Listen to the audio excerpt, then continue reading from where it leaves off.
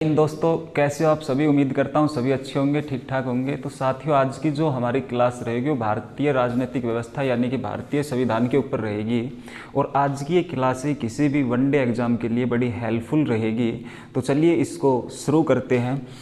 देखो, भारतीय संविधान की अगर बात की जाए तो आज हम क्या पढ़ेंगे, हम पढ़ेंगे भारतीय संविधान। और भारतीय संविधान की अगर बात की जाए तो हम सभी जानते हैं हमारा जो संविधान है वो 26 नवंबर 1949 को बन के तैयार हो गया था। 26 नवंबर 1949 को संविधान बन के तैयार होता है और इसको हमने अपनाया था 26 जनवरी 1950 को। ठीक है, 26 जनवरी 1950 को जो संविधान भारत को मिला था उसी संविधान को क्या कहा जाता है, मूल संविधान है। लेकिन 26 जनवरी 1950 से आज हम पहुंच चुके हैं 2022 में, और आज हमने अपने समय के अनुसार इस संविधान में बहुत सारे संशोधन किए। और आज जो हमारे पास 2022 में जो संविधान है इसी को हम कहेंगे आधुनिक संविधान। आधुनिक संविधान। अब देखो, आधुनिक संविधान और मूल संविधान में क्या फ़र्क रहेगा। देखो, हमारे संविधान में क्या क्या चीज़ें होती हैं। तो सबसे पहले हम कहेंगे हमारे संविधान में प्रस्तावना होगी। ठीक है, प्रस्तावना के साथ है हमारा संविधान भागों में बटा हुआ है। उसके बाद हमारे संविधान में अनुसूचियां होंगी। हमारे संविधान में क्या होंगे, अनुसूचियों के बाद अपने जो संविधान है इसमें क्या होगा, संविधान संशोधन होंगे। ठीक है, और इसके साथ एक चीज़ बचती है अनुच्छेद। ठीक है, यही है हमारी पूरे की पूरी राजनीतिक व्यवस्था। अब देखो, यहाँ पे जो चीज़ें हैं इसमें हम दो चीज़ें देखेंगे। एक तो देखेंगे मूल संविधान में चीज़ें क्या थी, और एक हम देखेंगे वर्तमान में हमारे पास आधुनिक संविधान में क्या है। देखो, प्रस्तावना की अगर बात की जाए तो प्रस्तावना में आपको पता है कि इसमें हमने 3 शब्द जोड़े थे। ठीक है, और ये 3 शब्द कब जोड़े गए थे, तो प्रस्तावना में 3 शब्द जोड़े गए थे 42वां संविधान संशोधन 1976। ठीक है, उसके बाद भाग जो हमारे पास है संविधान में वो मूल संविधान में थे कितने भाग, 22, और आज हमारे पास हैं 25 भाग। अनुसूचियों की अगर बात करें तो मूल संविधान में अनुसूची थी 8 है, और अब अनुसूचियों की संख्या कितनी है, 12। संविधान संशोधन की अगर बात की जाए तो संविधान संशोधन आपको पता है मूल संविधान में तो कोई संशोधन नहीं होगा, लेकिन आज संविधान संशोधन हमारे पास हो चुके 104 है। और अनुच्छेद की अगर बात की जाए तो अनुच्छेद हमारे पास मूल संविधान में थे कितने, 395, और आज इनकी संख्या 470 प्लस जा चुकी है। ठीक है, अब देखो, सबसे पहले इसमें से हम किसको पढ़ेंगे, तो हम सबसे पहले देखेंगे अनुसूचियों के बारे में। ठीक है, तो हेडिंग डालते हैं अनुसूची। अनुसूचियों की मैंने आपसे बताई कि इनकी संख्या हमारे मूल संविधान में थी 8 है, और आज हमारे पास है ये कितनी, 12। ठीक है, तो सबसे पहले पहली अनुसूची है, इसमें क्या दे रखा है, उसके बाद हम दूसरी, तीसरी और जो चौथी अनुसूची है इसी के बारे में पढ़ेंगे।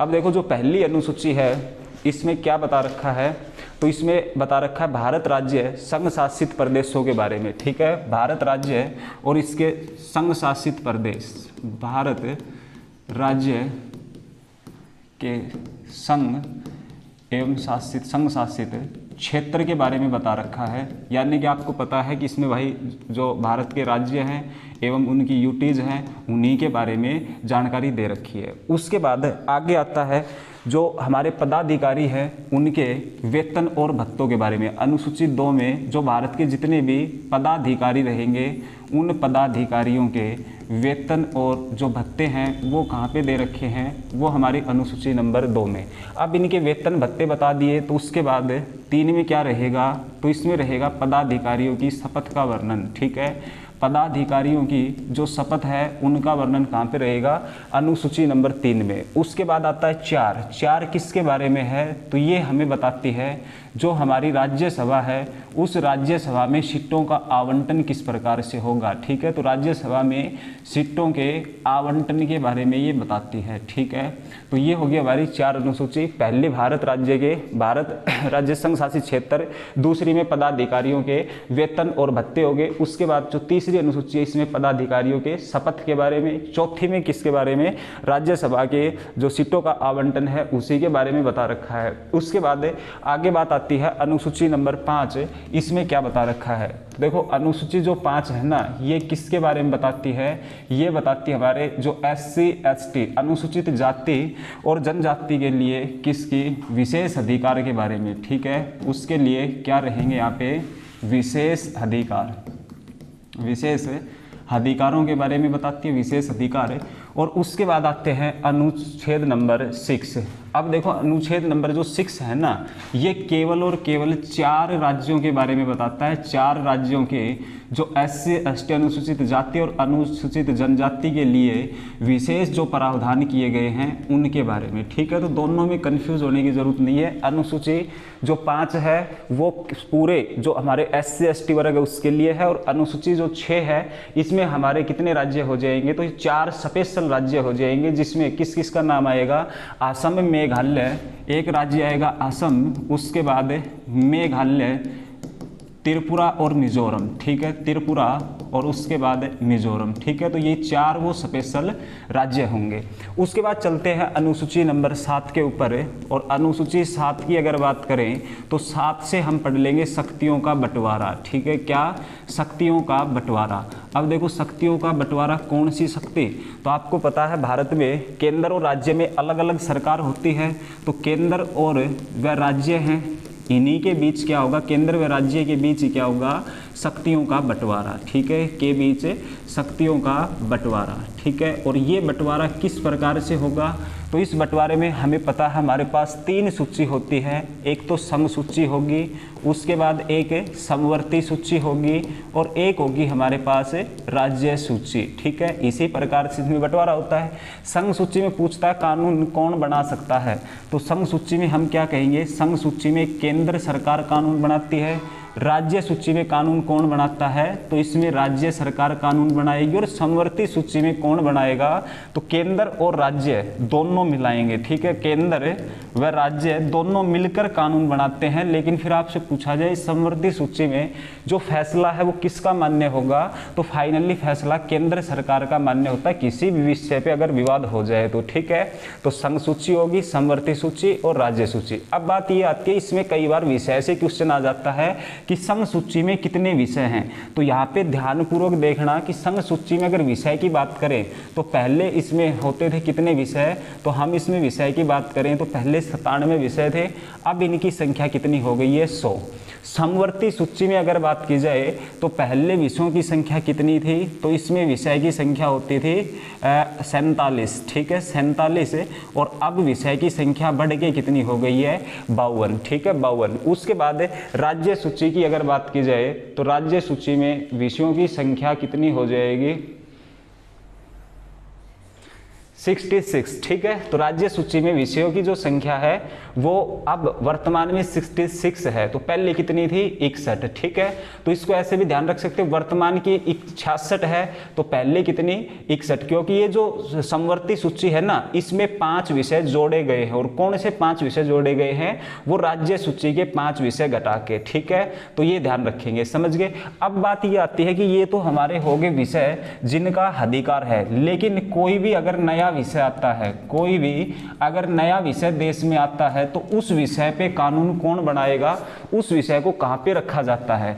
अब देखो नया विषय जब भी देश में आएगा तो उसको हम रखते हैं अवशिष्ट शक्तियों के अंतर्गत, ठीक है, अवशिष्ट शक्तियों के अंतर्गत। फॉर एग्जाम्पल जैसे कि भारत में इंटरनेट आया 1995 में, तो इससे पहले इंटरनेट था नहीं, अब 1995 में इंटरनेट आया तो इसके ऊपर कानून कौन बनाएगा, ये है नया विषय। तो इस विषय को कहाँ पे रखा जाएगा, अवशिष्ट शक्तियों में। और ध्यान रखेंगे अवशिष्ट शक्तियों का मतलब यही है कि नया विषय जब भी देश में आएगा तो उसको अवशिष्ट शक्तियों के अंतर्गत रखेंगे, इधर 3 में नहीं रखेंगे। और इसके ऊपर जो कानून बनाने का अधिकार होगा वो हमेशा हमेशा किसके पास होगा, केंद्र सरकार के पास होगा, ठीक है, केंद्र सरकार के पास होगा, समझ गए।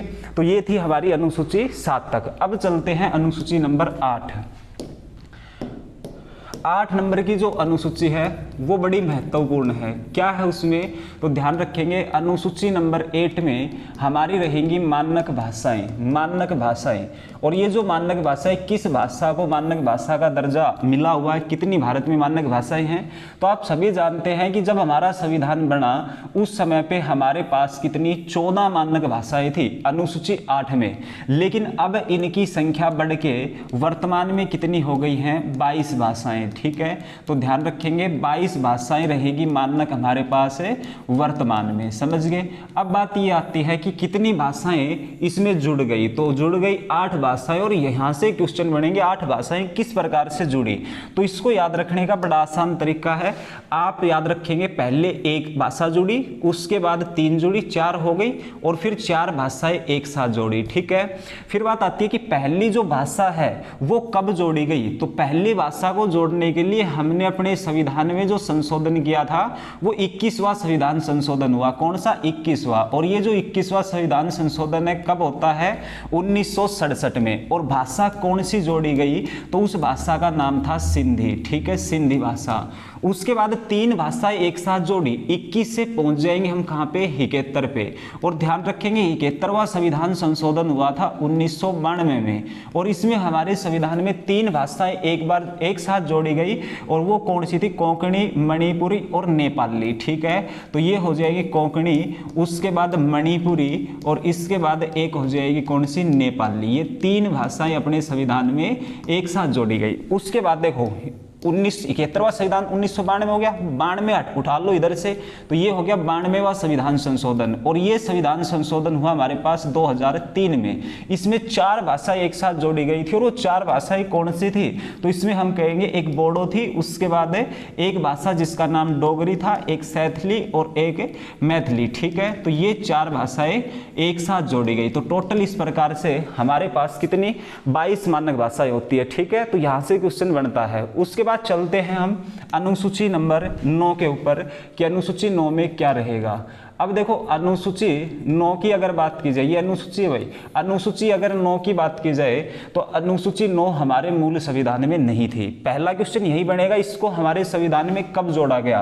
तो ये जो हमारे संविधान में जुड़ती है, तो ध्यान रखेंगे हमारे संविधान में हुआ पहला संविधान संशोधन। ठीक है, तो ध्यान रखेंगे पहला जो संविधान संशोधन हुआ उसी में इसको जोड़ा गया। और पहले संविधान संशोधन की अगर बात की जाए तो ये कब हुआ था हमारा, ये हुआ था 1951 में। ठीक है, और दूसरा 9वीं अनुसूची किससे संबंधित रहेगी, तो उस समय देश में भूमि को लेके बड़े इश्यू थे। ठीक है, भूमि को लेके बड़े इश्यू थे, और उस भूमि सुधार के लिए ही ये अनुसूची रहेगी। ठीक है, उसके बाद आगे चलते हैं। आगे जो हमारे अनुसूची आएगी वो आएगी 10। ठीक है, अब ये जो 10 नंबर अनुसूची है ये बड़ी खास रहेगी। ये किसके लिए, राजनीतिक पार्टियों के लिए है, यानी कि दल बदल कानून को लेके थी। ठीक है, अब देखो इस अनुसूची के लिए हमने अपने संविधान में संशोधन कौन सा किया था, 52वां संविधान संशोधन। और ये कब हुआ था, ये हुआ था 1950 से। ठीक है, यानी कि जो हमारे राजीव गांधी जिस समय पे प्रधानमंत्री थे उसी समय पे ये संविधान संशोधन हुआ था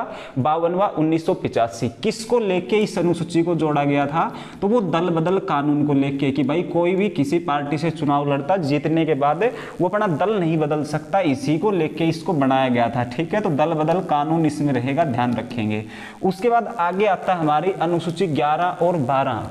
ये जो है ये हमारे किसको लेके रहेंगी, तो अनुसूची 11 और अनुसूची 12 ये हमारे स्थानीय स्वशासन। क्योंकि आपने गवर्नमेंट देखी होगी, किसी भी देश में हम बात करते हैं 2 प्रकार की सरकारें, राज्य और केंद्र सरकार, लेकिन एक तीसरी भी गवर्नमेंट होती है जो होती है हमारी स्थानीय सरकार, उन्हीं को लेके ये थी। इसमें अगर हम बात करें तो इसमें रहेगा हमारा पंचायती राज। ठीक है, 11वीं अनुसूची पंचायती राज से संबंधित है, जबकि 12वीं अनुसूची की बात करें तो ये शहरी स्वशासन, इसमें क्या हो जाएगा, शहरी स्वशासन। ठीक है, इससे संबंधित रहेगी 11वीं और 12वीं।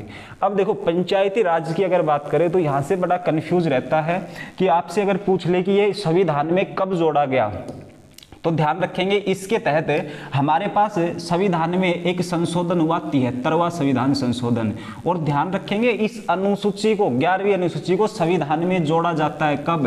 1992 में, ठीक है। इसी प्रकार 74वां संविधान संशोधन हुआ और 74वें संविधान संशोधन के तहत 1992 में ही 12वीं जो अनुसूची है इसको जोड़ लिया जाता है, ठीक है।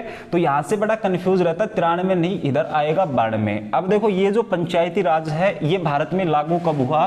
तो ध्यान रखेंगे भारत में ये लागू होता है कब? 24 अप्रैल 1993 को, ठीक है। 24 अप्रैल 1993 को ये लागू हुआ, सही है ना। चलो भाई, उसके बाद ये 12 अनुसूची होगी। अब हम पढ़ेंगे क्या? हमारे संविधान के भाग, ठीक है। संविधान के अब पढ़ेंगे भाग। अब देखो भाग की अगर बात की जाए तो सबसे पहला भाग यहीं से हम शुरू करते हैं और भाग के साथ साथ जो आर्टिकल है उनको लेके चलेंगे। अब देखो हमारा जो संविधान का भाग 1 है इसमें हमारे पास अनुच्छेद 1 से लेके 4 तक रहेंगे, ठीक है। अब देखो इधर ना मैं बिल्कुल डिटेल से नहीं बताऊंगा आपको, बिल्कुल फास्ट यानी कि रिवीजन क्लास है तो रिवीजन की तरह लेके चलेंगे इसको, ठीक है। अब देखो अनुच्छेद नंबर 1 में क्या है? तो अनुच्छेद 1 में आप इतना ध्यान रखेंगे, इंडिया अर्थात भारत, यानी भारत का नाम बता रखा है इंडिया अर्थात भारत, राज्यों का एक संघ होगा। तो ध्यान रखेंगे इंडिया अर्थात भारत, ठीक है, वो क्या होगा? एक राज्यों का संघ होगा, राज्यों का एक संघ होगा, ठीक है, राज्यों का एक संघ होगा, समझ गए। तो इसमें ना मुख्यतः कई बार ये पूछ लेता भारत का नाम इंडिया हमारे संविधान में कहाँ पे लिखा है? तो वो अनुच्छेद 1 है ना, इसी में अपने देश का नाम बता रखा है, उसके बारे में आप ध्यान रखेंगे। अब देखो आर्टिकल नंबर 2, अनुच्छेद नंबर 2 में क्या रहेगा? तो 2 में ध्यान रखेंगे हमारे जो नए राज्य है ना उन नए राज्यों का क्या रहेगा? यहाँ पे प्रवेश रहेगा। और नए राज्यों के प्रवेश की अगर बात की जाए तो आप जानते हैं कि भाई नए राज्यों के प्रवेश मतलब भारत की जो सीमा है ना इसमें हम किसी भी नए राज्य का क्या कर सकते हैं? आसानी से प्रवेश कर सकते हैं, लेकिन भारत का कोई राज्य भारत से अलग नहीं हो सकता, उसका कोई प्रावधान नहीं है अपने पास। अब देखो नए राज्य के प्रवेश में मैं एक एग्जाम्पल से आपको बताता हूं। हमारे संविधान में एक संशोधन हुआ 35वां, और ये जो 35वां संविधान संशोधन है ये होता है 1974, और इसी के तहत सिक्किम को क्या कर लिया जाता है? तो हम कहेंगे सिक्किम को क्या कर लिया जाता है? भारत संघ में शामिल कर लिया जाता है, ठीक है। और भारत संघ में इसको शामिल किया जाएगा तो ध्यान रखेंगे क्या होगा? तो जो एक राज्य आता है हमारा कौन सा? असम, ठीक है। और ये असम का क्या बनता है? तो इसको असम का शहर राज्य बनाया जाता है, ठीक है। उसके बाद बात आती है अगले ही साल एक संविधान संशोधन हुआ 36वां, और ये 36वां संविधान संशोधन कब होता है? 1995, और इसी के तहत क्या होता है? तो सिक्किम बनता है हमारा कैसा राज्य है? तो सिक्किम को बना दिया जाता है कैसा? पूर्ण राज्य, ठीक है। तो ये हो गया अनुच्छेद नंबर 2। उसके बाद आगे चलते हैं, आगे आएगा हमारा आर्टिकल नंबर 3, अनुच्छेद नंबर 3। अब देखो हमने नए राज्यों को तो प्रवेश दे दिया, लेकिन कुछ राज्य ऐसे भी होंगे जो भारत की सीमा में है और उनको अलग करना होगा या फिर उसकी सीमा में कोई परिवर्तन करना होगा। तो उसके लिए बिल, उसके लिए जो विधेयक है वो कहाँ पे आएगा? अब देखो अनुच्छेद 3 में यही बात बता रखी है कि भारत की सीमा में, ध्यान रखेंगे कहाँ पे?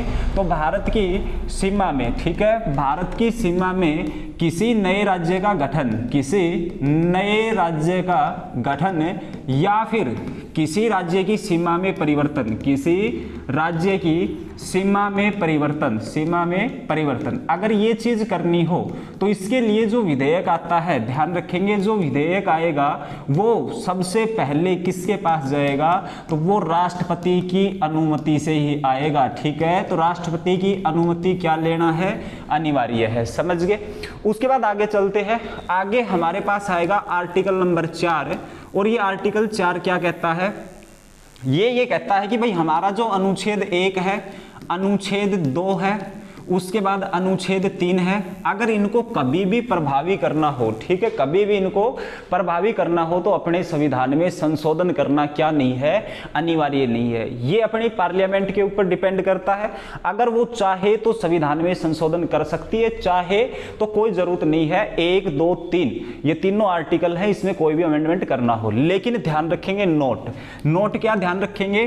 अगर किसी कारणवश हम अपनी जो सीमा है, अपना कोई भूभाग है उसको अगर किसी दूसरे देश को देना चाहें तो उसके लिए संविधान में संशोधन करना क्या रहेगा, अनिवार्य रहेगा। दूसरे का अगर मिलाना चाहें तो वो बिना संविधान संशोधन मिला सकते हैं, लेकिन भारत का कोई भी हिस्सा, कोई भी भूभाग है अगर किसी अन्य देश को सौंपना हो तो हमें क्या करना होगा, संविधान में संशोधन करना होगा। जैसे आपने देखा भी होगा हमारा जो 100वां संविधान संशोधन था 2015 का, वो किसको लेके था, बांग्लादेश को हमने कुछ जो जमीन का टुकड़ा है वो दिया था, ठीक है। इसी प्रकार से आप ध्यान रखेंगे, जैसे एक द्वीप आता है श्रीलंका में है उधर कच्चाथीवा करके, वो द्वीप है, वहां पे क्या नहीं हुआ, तो वो इंदिरा गांधी ने दिया था, वहां पे हमने संविधान में संशोधन नहीं किया, ठीक है, इसलिए वो क्या है, विवाद है, ठीक है, उसके ऊपर विवाद है। तो ये होता है भाई भाग 1 कंप्लीट।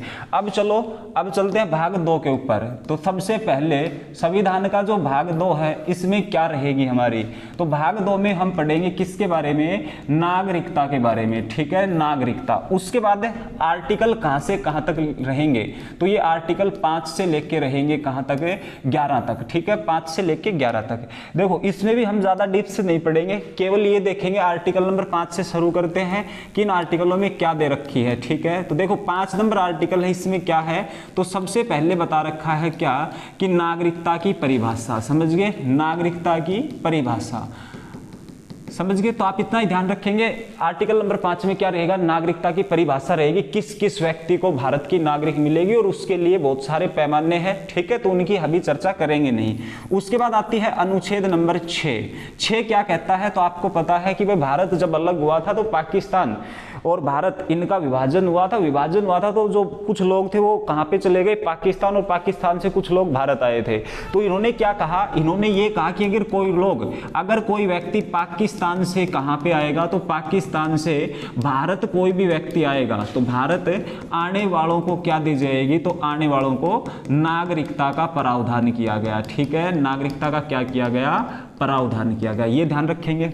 उसके बाद क्या होगा, तो कुछ लोग ऐसे भी होंगे जो भारत से बाहर जाएंगे, यानी कि जो लोग पाकिस्तान जाएंगे, तो अनुच्छेद नंबर जो 8 है ना, वो यही बात कहता, सॉरी 7, अनुच्छेद 7 यही बात कहता है क्या, कि भाई पाकिस्तान जाने वालों की, समझ गए, पाकिस्तान जाने वालों की नागरिकता को रद्द किया जाएगा, जाने वालों की जो नागरिकता है इस नागरिकता को किया जाएगा रद्द। उसके बाद आ जाओ आर्टिकल नंबर 8 है, अनुच्छेद नंबर 8 क्या कहेगा।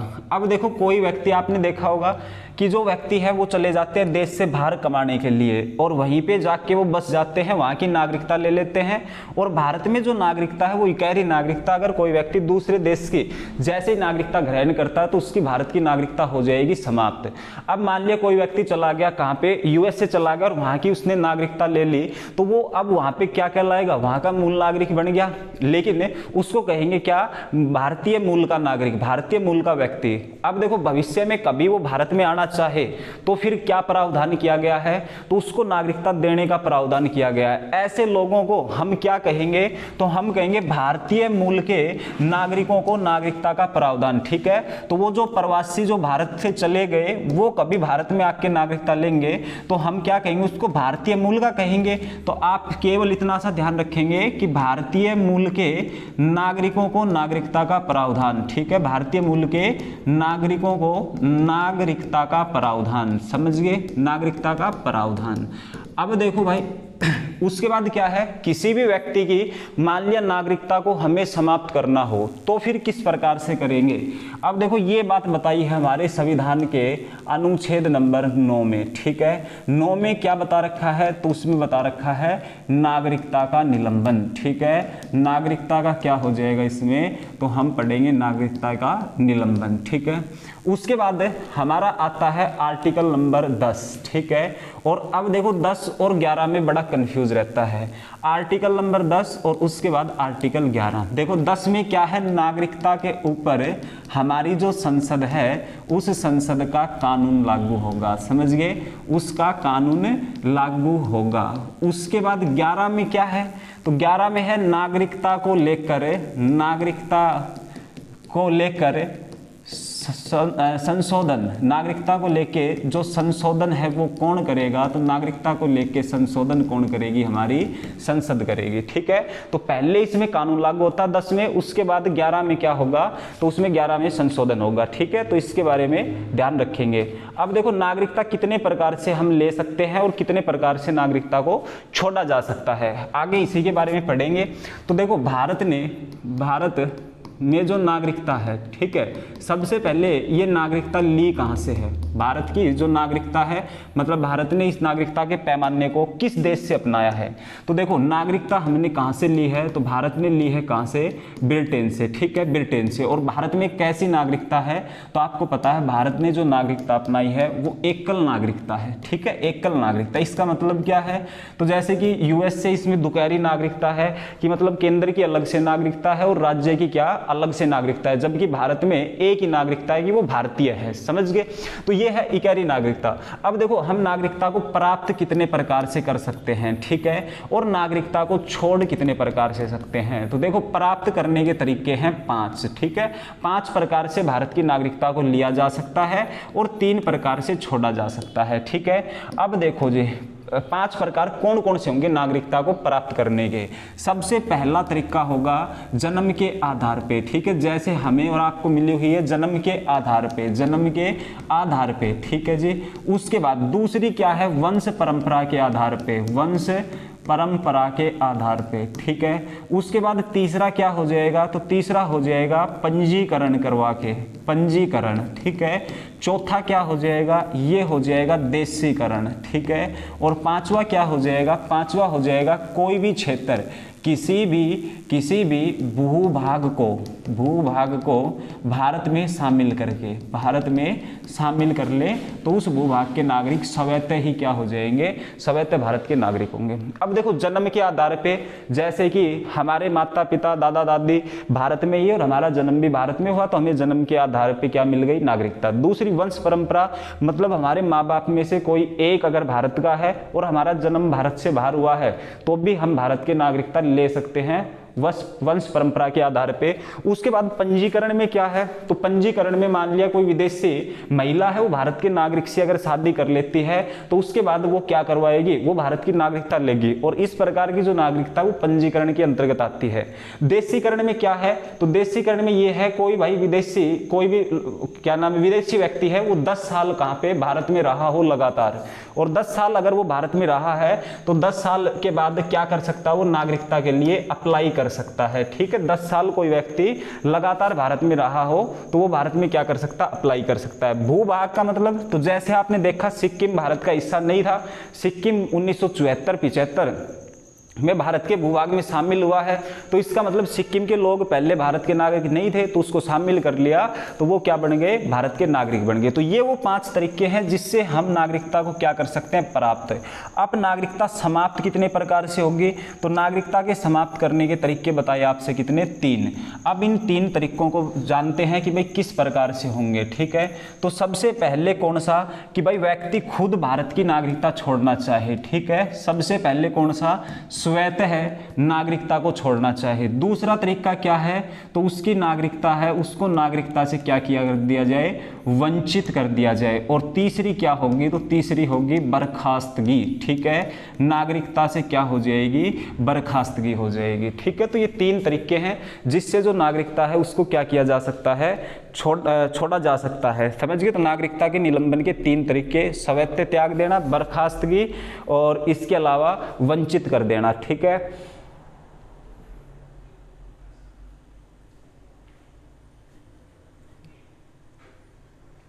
ओके। उसके बाद आगे चलते हैं, आगे आता हमारे संविधान का भाग नंबर 3। ठीक है, भाग नंबर 3, और भाग नंबर 3 में क्या रहेंगे हमारे, तो भाग नंबर 3 में रहेंगे हमारे मौलिक अधिकार। ठीक है, भाग 3।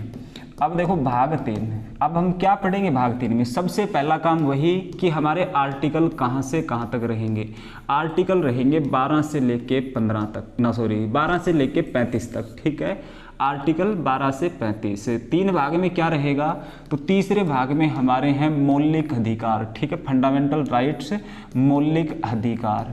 मौलिक अधिकारों की अगर बात करें, जैसे नागरिकता को हमने ब्रिटेन से लिया, ऐसे हमने मौलिक अधिकार किस देश से अपनाए हैं, तो हम कहेंगे मौलिक अधिकारों को हमने कहाँ से लिया है, यूएसए से लिया है। ठीक है, अब देखो बात ये आती है कि जो मौलिक अधिकार है वो किसी भी व्यक्ति के लिए जरूरी क्यों है। ठीक है, ये क्या काम करते हैं मौलिक अधिकार है, तो इस अधिकारों में हम कह सकते हैं कि ये अधिकार व्यक्ति, कोई भी व्यक्ति है, उसकी शारीरिक, नैतिक और जो मानसिक शक्ति है उसको बढ़ाते हैं। इसके अलावा ये जो मौलिक अधिकार है ये सरकार की जो शक्तियां हैं उनको क्या करते हैं, तो ध्यान रखेंगे सरकार की जो शक्तियां हैं उनको ये कहीं ना कहीं किसी ना किसी हद तक क्या करते हैं, नियंत्रित करने का काम करते हैं। ठीक है, तो और इसके अलावा जो अल्पसंख्यक वर्ग है उसका भी ये बीच बचाव करते हैं। ठीक है, अल्पसंख्यक वर्ग है, इसके अलावा हमारे जो निम्न वर्ग हैं उनको भी क्या करते हैं, मौलिक अधिकार सुरक्षा प्रदान करते हैं। तो कहीं ना कहीं ये भारत के जो नागरिक है या किसी भी देश के नागरिक के जो अधिकार है और उसके नैतिक और मानसिक जो विकास है उसको सुनिश्चित करते हैं।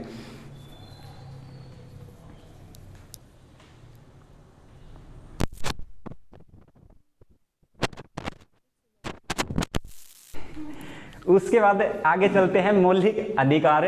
मौलिक अधिकारों का जो विकास है वो किस प्रकार से हुआ है, किस प्रकार से मौलिक अधिकार अपने पास आए हैं।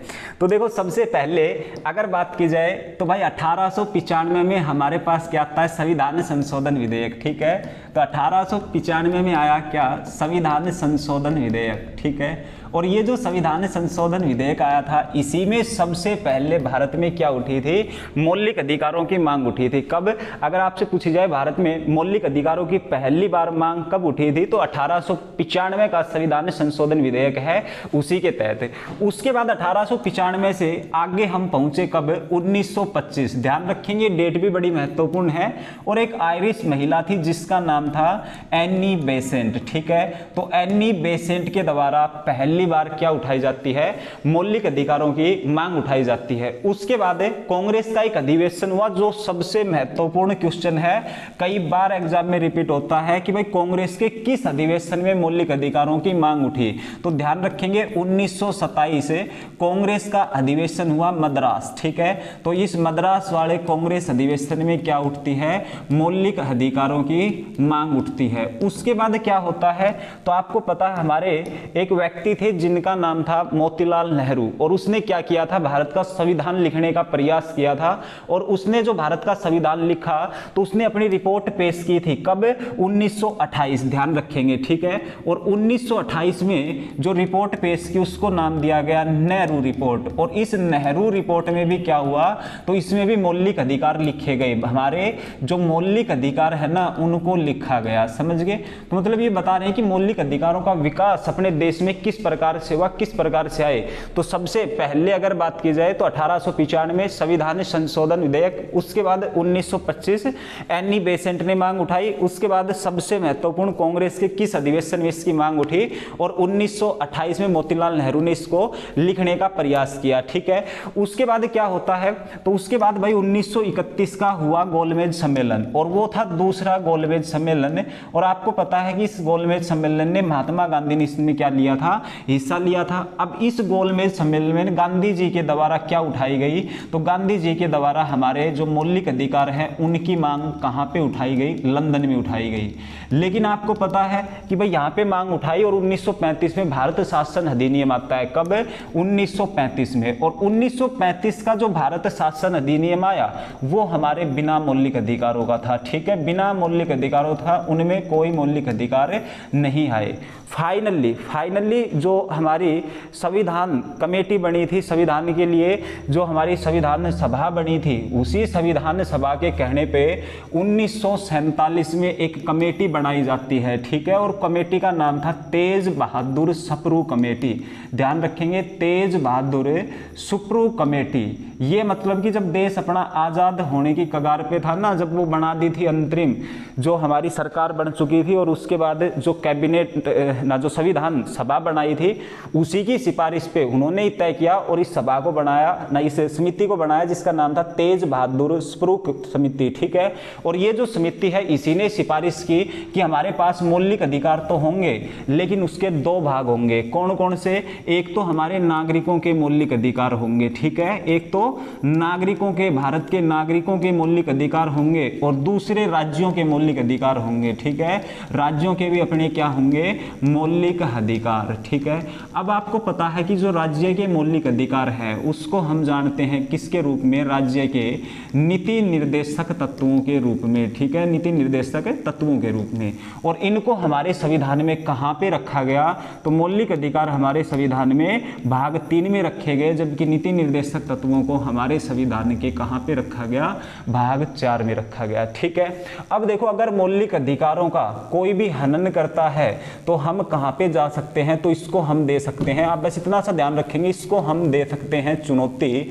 लेकिन अगर कोई राज्य इन नीति निर्देशक तत्वों का पालन नहीं करता है तो उसको हम क्या नहीं दे सकते, तो ध्यान रखेंगे उसको कभी भी न्यायालय में चुनौती नहीं दी जाएगी। ठीक है, तो उसके बाद अब पढ़ना शुरू करते हैं अपने भाग नंबर 12 से। ठीक है, वैसे अगर पूछ ले विश्व में सबसे पहले मौलिक अधिकार किसने दिए थे, तो भाई ब्रिटेन का एक राजा था, उसी ने अपनी जनता को सबसे पहले इनको लिखवाने का काम किया था। ठीक है, अब देखो अब पढ़ते हैं अनुच्छेद नंबर कहाँ से, 12 से। 12 में क्या है, तो भाई 12 में हम ध्यान रखेंगे, 12 में रहेगी राज्य की परिभाषा। राज्य की परिभाषा, इस राज्य की परिभाषा से क्या अर्थ है, तो यहाँ पे ये बता रखा है कि हमारे संविधान में जितने भी पदाधिकारी हैं वो अपने आप में राज्य हैं। जैसे कि भारत का राष्ट्रपति, राष्ट्रपति की बात होगी तो राष्ट्रपति को हम राज्य बोल सकते हैं। ठीक है, जैसे राज्यपाल, वो भी अपने आप में राज्यपाल है। हम वैसे अमूमन तौर पे राज्य का मतलब क्या समझते हैं, जैसे कि अपना हरियाणा हो गया, ये अपना राज्य है। वैसे भारत को भी यहाँ पे किसके रूप में दर्शाया है, राज्य के रूप में। मतलब कि हमारे संविधान के जो जो महत्वपूर्ण पदाधिकारी जो राज्य है वो राज्य हैं, और इसके अलावा पूरा भारत सभी को इसने एक ही नाम दिया है, वो क्या दिया है, राज्य। ठीक है, तो ध्यान रखेंगे 12 में रहेगा राज्य की परिभाषा। उसके बाद आते हैं अनुच्छेद नंबर 13। 13 क्या कहता है, 13 ये कहता है कि भाई अगर हमारे संविधानों के अगेंस्ट कोई अगर कानून बनता है तो वो अपने आप में क्या होगा, शून्य होगा। कोई दिक्कत नहीं, आप टेंशन ना लो, वो अपने आप में क्या होगा, शून्य होगा। यानी कि मौलिक अधिकारों के असंगत सभी विधियों का शून्य होना। ठीक है, तो अनुच्छेद नंबर 13 में मौलिक अधिकारों के विरुद्ध, मौलिक अधिकारों के विरुद्ध, ठीक है, कोई भी जो कानून बनता है उसका विरुद्ध कानून, असंगत कानून शून्य होना। ठीक है, असंगत कानून क्या होना, शून्य होना। ठीक है, वो अपने आप में क्या होगा, शून्य होगा। ये भाग 12 और 13। उसके बाद बात आती है अनुच्छेद नंबर 14। ठीक है, 14 क्या कहता है, 14 ये कहता है कानून के समक्ष सभी समान होंगे। कानून के समक्ष सभी क्या होंगे, समान होंगे। ठीक है भाई, कानून यानी कि विधि के समक्ष। अब देखो चाहे वो देश का आम नागरिक हो, चाहे देश का प्रधानमंत्री हो, इसमें ये बता दिया कानून के समक्ष सभी समान होंगे, कानून सबके लिए बराबर होगा। लेकिन ध्यान रखेंगे इसमें एक अपवाद है, और वो अपवाद हमारे पास क्या है उसको हम जानेंगे। अपवाद ये है कि भाई आपको आर्टिकल नंबर ध्यान रखना है 361 है, और 361 क्या कहता है कि हमारा भारत का जो राष्ट्रपति है, भारत का राष्ट्रपति, और इसके साथ साथ आपको ध्यान रखना है राज्यों के राज्यपाल, ये कभी भी कानून के समक्ष क्या नहीं होंगे, ये कानून के समक्ष समान नहीं होंगे। ठीक है, नहीं होंगे, समझ गए। तो आपको पता है हमारे संविधान का प्रमुख ही कौन होता है, तो राष्ट्रपति होता है। इसी प्रकार राज्य का जो प्रमुख है वो राज्यपाल होता है, और ये कभी भी कानून के समक्ष समान नहीं होंगे। ये बात है कहाँ पे लिख रखी है, आर्टिकल नंबर 361 हमारे पास ये अपवाद रहेगा। तो दोनों आर्टिकल बड़े महत्वपूर्ण, ध्यान रखेंगे इसको 361 को। क्यों समान नहीं होंगे, क्योंकि भाई जब भी मान लिया ये व्यक्ति राष्ट्रपति अपने पद पे रहते हुए कोई भी अगर अपराध कर देगा तो इसके ऊपर कभी भी मुकदमा दर्ज नहीं किया जाता। ठीक है, तो ये अपराध कर देगा फिर मुकदमा कैसे चलेगा, तो इसको इसके पद से हटाना पड़ेगा। कैसे, महाभियोग की प्रक्रिया से। और जब ये पद से हट जाएगा तो उसी के बाद इस पे कोई कार्रवाई हो सकती है। ठीक है, तो ये ध्यान रखना आपको।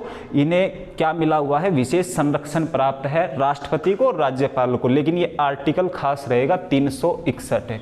उसके बाद आगे चलते हैं, आगे बात आती है हमारा अनुच्छेद नंबर 15। ठीक है, अनुच्छेद 15 क्या कहता है, अनुच्छेद 15 ये कहता है किसी भी व्यक्ति को धर्म, जाति, लिंग, जन्म स्थान, धर्म, जाति, लिंग और जन्म स्थान, ठीक है, जन्म स्थान, इस पर किसी भी नागरिक के साथ क्या नहीं किया जाएगा, तो भेदभाव नहीं किया जाएगा, ठीक है, भेदभाव नहीं किया जाएगा, ठीक है, धर्म के ऊपर, जाति, लिंग, जन्म स्थान भेदभाव नहीं किया जाएगा। लेकिन वैसे अगर देखा जाए तो आपको पता है महिलाओं के लिए विशेष प्रावधान दिए होते हैं, बच्चों के लिए विशेष प्रावधान, जो हमारे पास रिजर्व कैटेगरी है उनके लिए अलग से प्रावधान। तो ये इसके पूरे जो सब क्लोज पढ़ेंगे तो उनमें अलग अलग चीजें अपवाद के तौर पे बता रखी है, तो आप इतना ही ध्यान रखेंगे। उसके बाद अनुच्छेद नंबर 16, अनुच्छेद नंबर 16, और 16 क्या कहता है, 16 ये कहता है किससे संबंधित, तो आप ध्यान रखेंगे 16 रहेगा लोक नियोजन। जितनी भी गवर्नमेंट भर्तियां होती है उसमें सभी नागरिकों को क्या दिए जाएंगे, समान अवसर दिए जाएंगे, ठीक है, किसी के साथ है कोई भेदभाव नहीं किया जाएगा।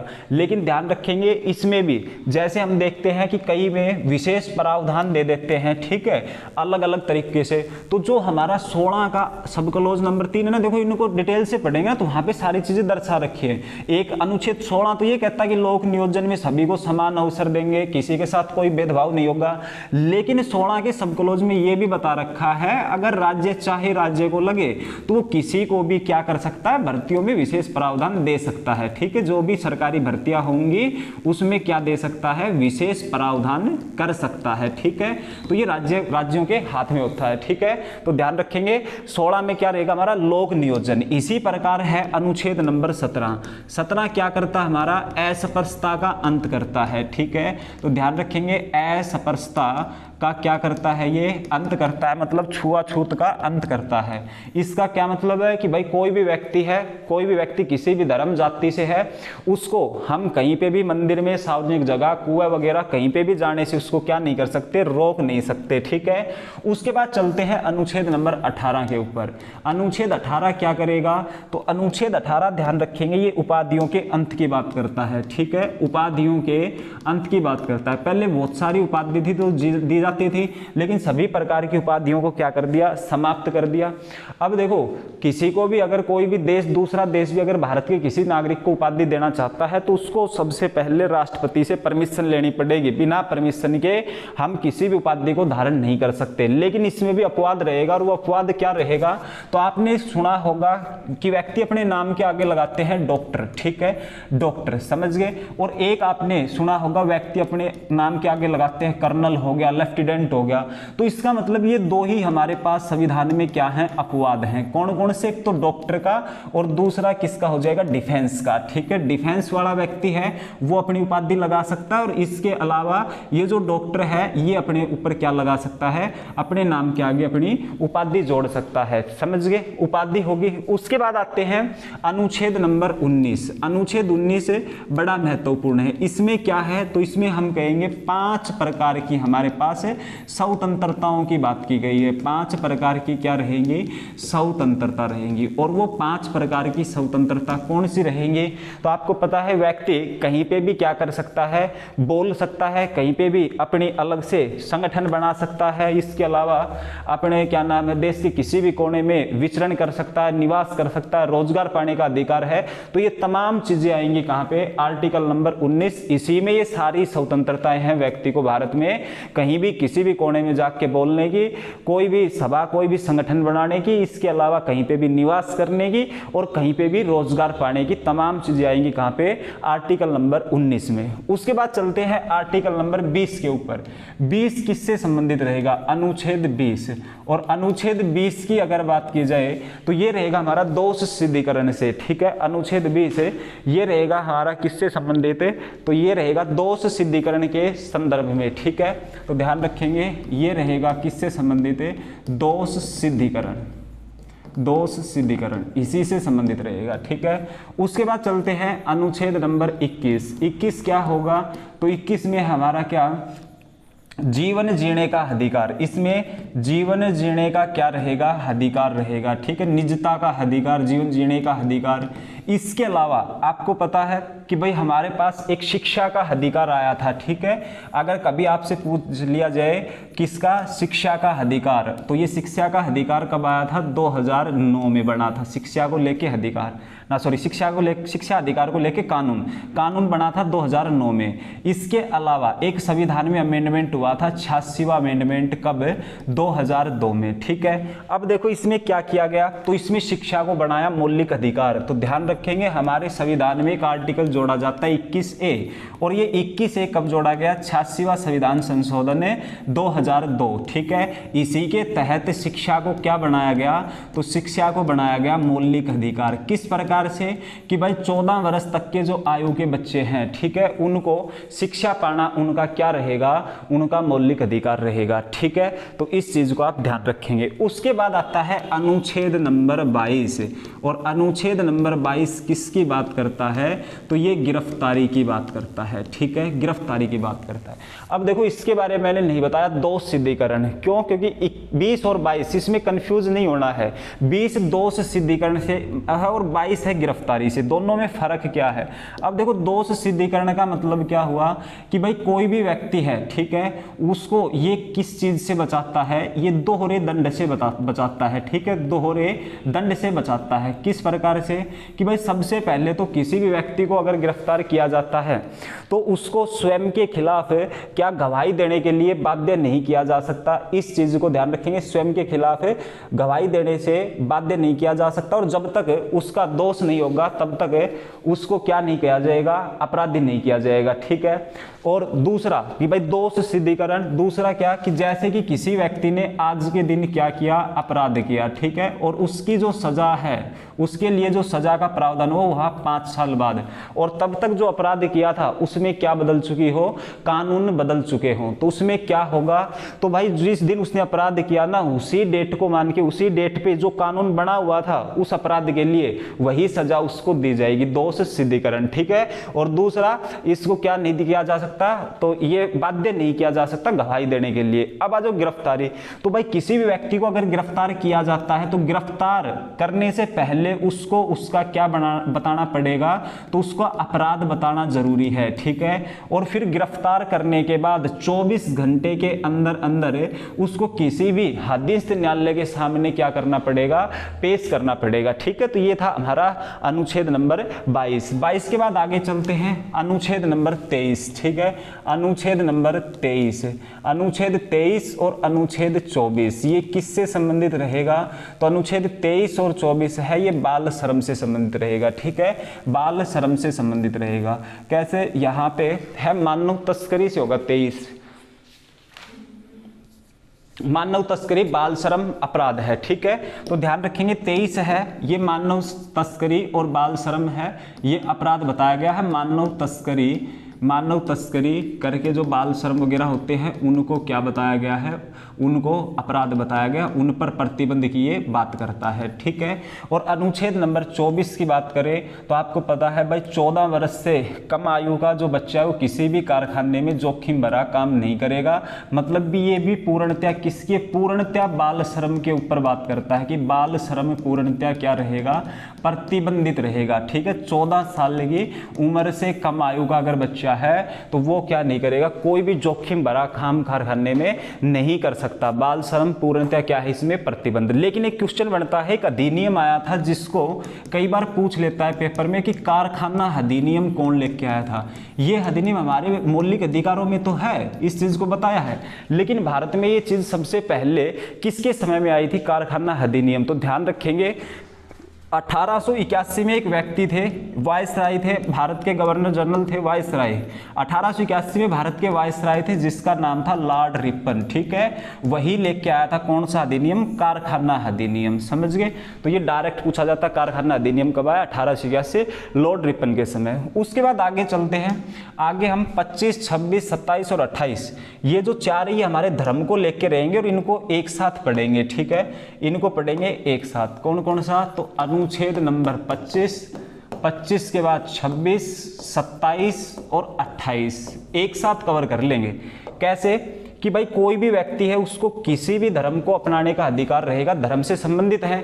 तो यहाँ पे हम क्या कहेंगे? देश का कोई भी नागरिक किसी भी धर्म को, कोई भी धर्म अपना सकता है, ठीक है। कोई भी धर्म का हम क्या कर सकते हैं?